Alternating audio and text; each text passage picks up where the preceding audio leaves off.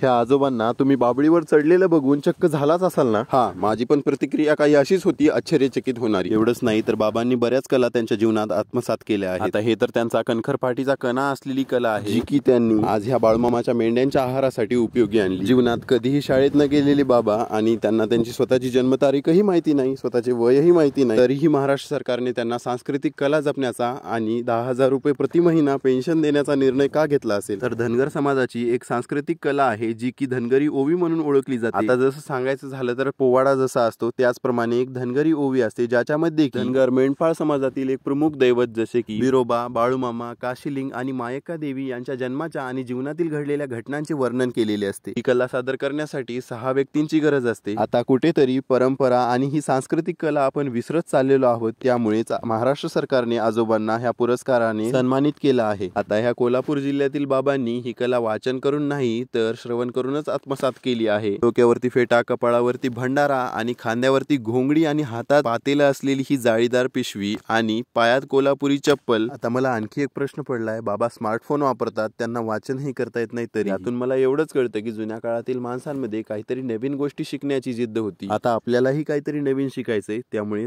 चला भेटूया अशाच एखाद्या नवीन व्हिडिओ सोबत.